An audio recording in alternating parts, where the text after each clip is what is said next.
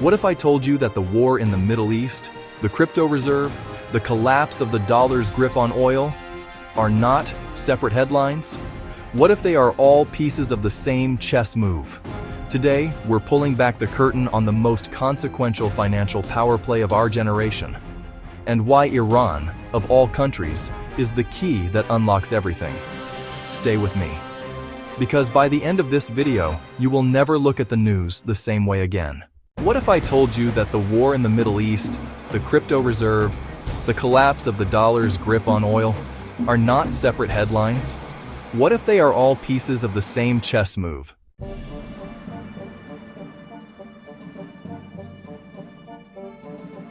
To understand what's happening today, you need to understand the system that's breaking down.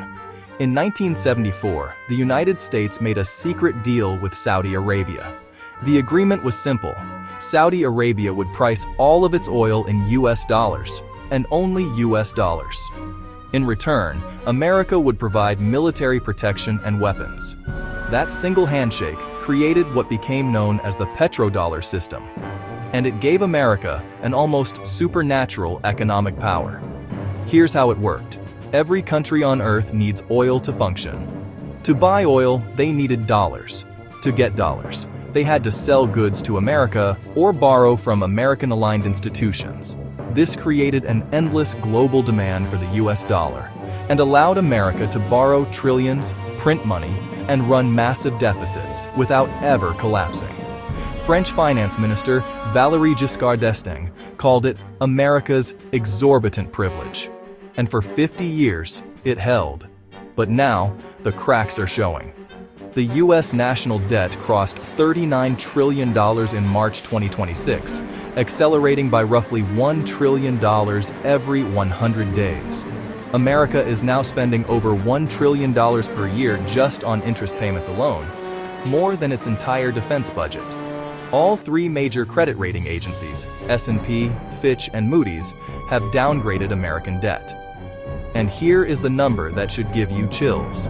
The dollar's share of global foreign exchange reserves has fallen to 56.9%, its lowest level since 1995, down from a peak of 72% just 25 years ago.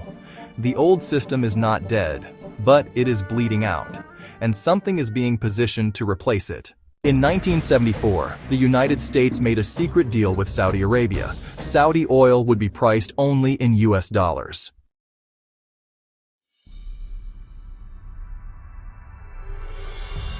Now, enter Donald Trump, a man who, in 2019, called Bitcoin a scam. A man who, by 2025, had completely flipped the script and signed one of the most significant financial executive orders in American history. On March 6, 2025, Trump signed an executive order establishing the Strategic Bitcoin Reserve, the first time in history that a major world power formally treated Bitcoin as a reserve asset, on the same level as gold, as oil. The US government, which already holds approximately 328,000 Bitcoin, making it the largest state holder in the world, would not sell a single coin. Every Bitcoin would be locked and held as a long-term store of national wealth. But it didn't stop there. Trump also established a digital asset stockpile for Ethereum, XRP, Solana, and Cardano. He signed the Genius Act, allowing American banks and credit unions to issue their own stablecoins for the first time ever. He disbanded the government's crypto enforcement team. He appointed David Sachs as America's first ever AI and crypto czar. And he hosted a White House crypto summit attended by the leaders of every major crypto company in the country. The message to the world was unmistakable. America is choosing crypto as its next financial weapon. But here's the question most people aren't asking. Why would the nation that benefits most from dollar dominance begin building a parallel financial infrastructure? Because the people at the top of that nation understand something the average person doesn't. The dollar system is going to change, whether America leads that change or not. The question is, who controls what comes next? And that is where Iran comes in. On March 6, 2025, Trump signed an executive order establishing the Strategic Bitcoin Reserve, the first time a major world power formally treated Bitcoin as a reserve asset.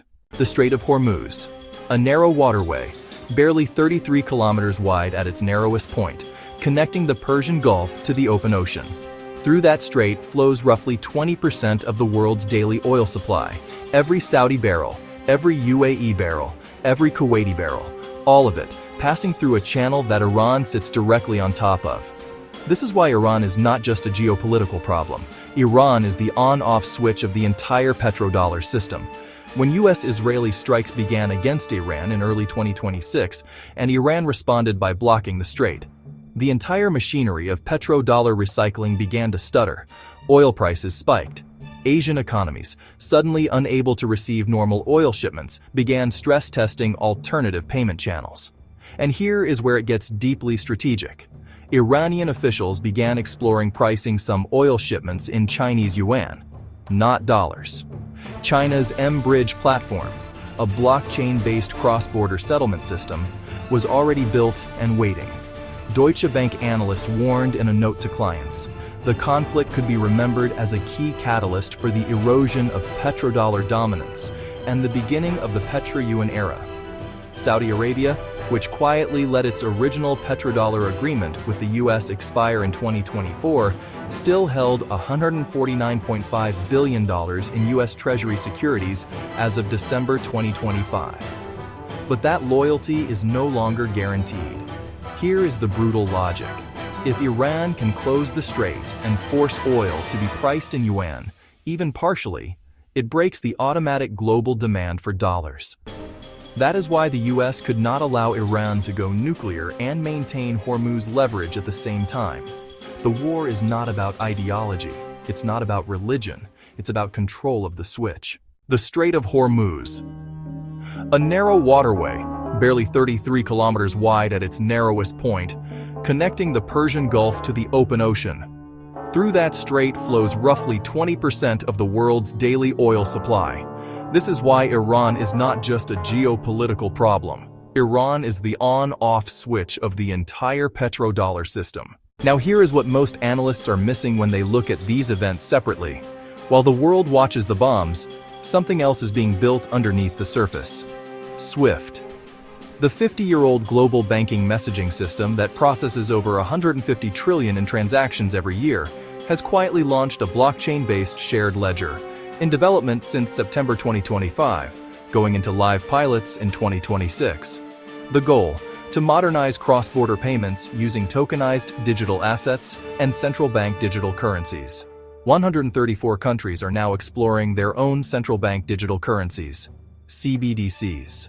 The tokenized asset market is projected to reach $16 trillion by 2030.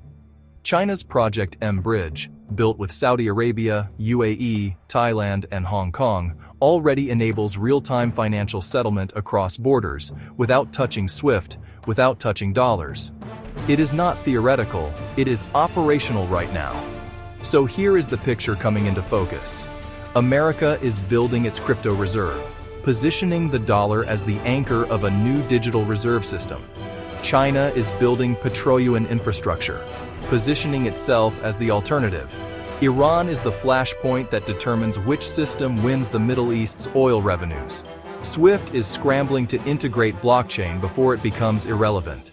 And Bitcoin, the only financial asset that belongs to no government, is sitting at the center of this entire storm, being quietly accumulated by nation-states. This is not random. This is not chaos. This is a transition. The question you should be asking yourself is not, will the financial system change? It already is. The question is, which side of that change are you on?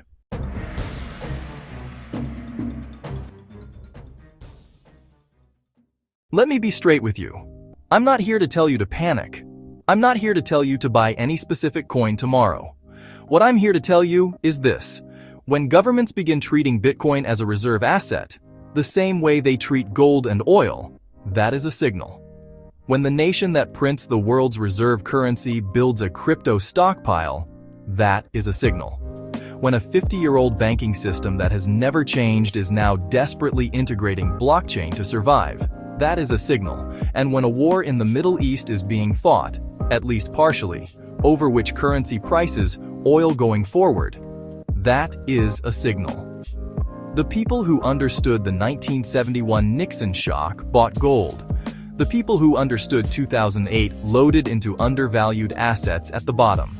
The people who understand this moment are paying close attention to what governments are quietly building, not what they are loudly saying on television. The financial ground beneath all of us is shifting. You don't need to panic. You need to be informed. Stay curious, stay liquid, stay ahead, and I'll see you in the next one.